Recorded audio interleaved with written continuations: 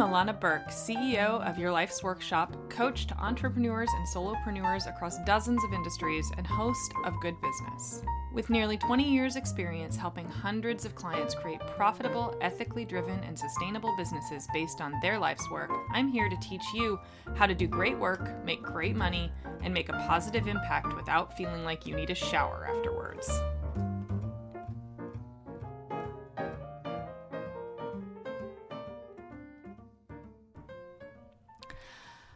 Hi, everybody, and welcome to another episode of the Good Business Podcast. I am your host, Illana Burk. Welcome to today's episode. And today's episode is all about how to get things right from the start. See, I have worked with a lot and seen a lot of beginners at business. I have seen the hustlers who basically just keep doing everything they can think of until something works. I've seen the naturals who have an almost sixth sense for marketing and strategy. I've seen the babes in the woods who are so overwhelmed that they can barely move, and everything in between. But by far, the most common type of beginner is the one who inadvertently shoots themselves in the foot over and over again until they are 100% certain that everyone hates them and they can't do anything right. And instead of learning how to do things right, they complain about it on the internet to the very people they need to respect and support them in order to actually progress and move on. So today, I'm going to break down the one very, very common mistake that newbies and non-newbies make and how to fix it. Today, we talk about how to ask for help and guidance in a way that doesn't completely fuck up your chances of actually getting what you need, which is respect. So first, let's get crystal clear on what I'm talking about today. I'm in a group of really, really successful people, like people who make millions of dollars, who get national TV, really, really successful people. Now, obviously, not all of us are in that category. But we all have achieved a high level of business stability in one way or another, and are all mostly pros. Like, it's a pretty cool group. Now it's not a business group, it's a mom's group. So so we're all kind of on this funny level playing field because we all have young kids. So we do have a handful of folks in the group that are newer than the rest of us and who genuinely try to guide and lift those however we can, right? They kind of have a backdoor seat to something that's pretty special. Now, recently, one member asked the group how she can make money fast. She told us how her business was just a year in and she wasn't making anything from it and she needed to make a few $100 on a regular basis. Now, it wasn't the first time she'd asked something like this. I looked at her business presence online and I saw about 25 things in the first 10 seconds that were 100% responsible for her lack of success, like the collection of things. To experienced eyes, it's like as clear as the nose on my face, right? I can know for sure that it was equally clear to everyone else in the group who has eyes like mine, who's been around the block and seen a lot of people come and go over the years. You can just see it. You can see the markers. And on another day, maybe I'll go into what those markers are, but not today.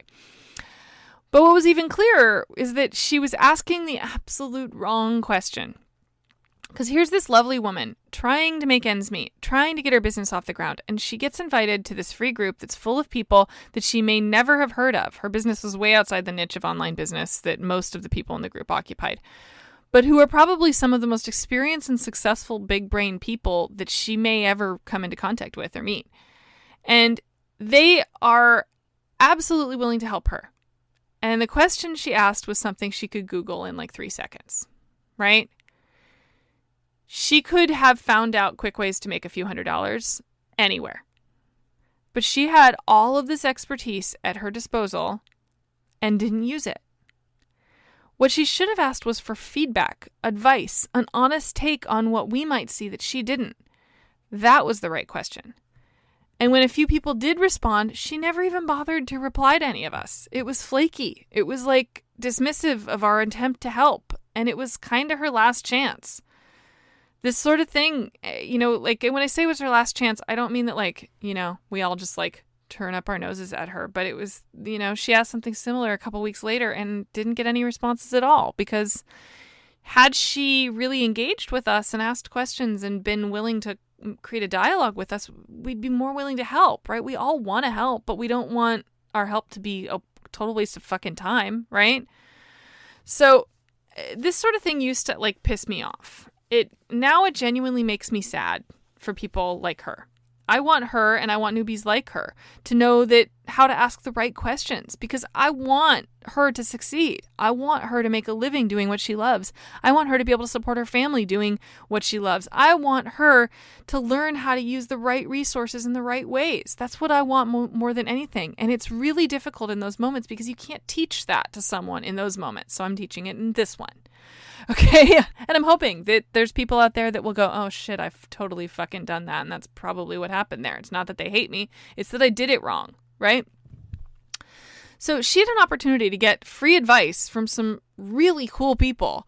And not only did she miss the opportunity, she ran the patience well dry. So when she asked another wrong question a few days later, nobody responded. She had missed her chance to get invaluable advice and access, and clearly walked away wondering why no one wants to buy. And no one wants to buy what she's selling. And instead of looking at how she can better sell, all she's doing is lamenting how, I don't know what's wrong with me. It's so much easier for everyone else, right? It was obvious. So it was like the entrepreneurial equivalent to like winning the golden fucking ticket to the chocolate factory and showing up on the wrong day, right? You get it. So what do you do instead? How do you know how to ask the right questions?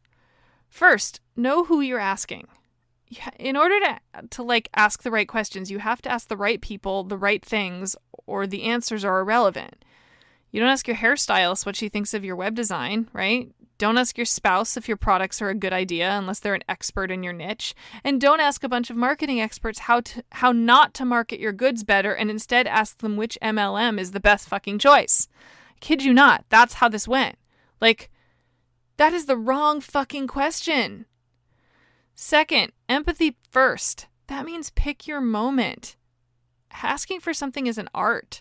Sometimes it can be more useful to notice when not to speak up, because we are all humans. Respecting that other people don't exist solely to help you is a better way to actually get what you need. Third, tailor your request to the person that you're making the request from. If that person knows sales, ask a sales question. Show that you know who you're talking to. And fourth, look for a way to be memorable for the right reasons, as in look for an opening to be funny, be relevant, be useful.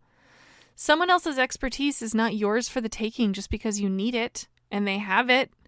Even the smallest way that you can find to give something back to them can make all the difference. And a laugh or a smile or an offer of something you know that they could really use is really all it takes. If someone puts the effort in to like make me laugh in an email request for something, I am like 1,000 million times more likely to say yes. I just am. I'm simple like that. And I think most people are, because it shows effort. You know, if we're all jaded and we're all busy, and it's like, if you can make me smile and feel and actually have a feeling, have an emotion beyond what the fuck does this person want from me now, you've done your work, right? That says I value your time and your energy in the world. And fifth, put yourself in their shoes. What would it feel like to be crazy busy and have a ton of people asking you for help all the time? What would you want to hear if you were that person in that position? And I mean it. And don't just go, if I was in that position, I would want to help. Well, no, you wouldn't, because you don't know what it's like to have people asking all the time for years. It can feel relentless, and you want to help and you want to be there for everybody, but you can't be. It's impossible.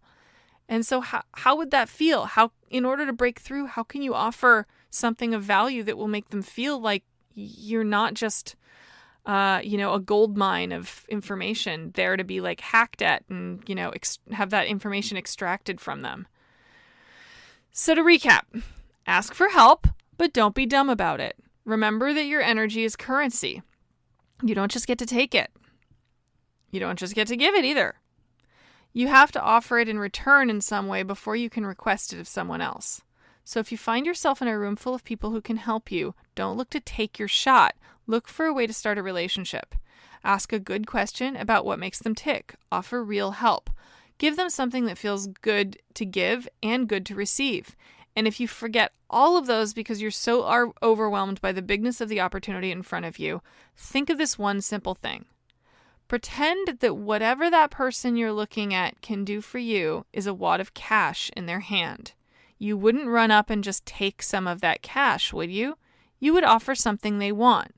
Do that and you both win. If you don't have anything, do nothing. Seriously, a bad impression is worse than no impression. Instead, figure out how to offer something next time and then look for another window. Because there's always another window unless you close it by being an altogether asshole. And that's that, everybody. Thank you all for joining me. I hope you all have a wonderful week. Bye-bye. Thanks so much for hanging out with me today. For more information, visit thegoodbusiness.co or yourlifesworkshop.com.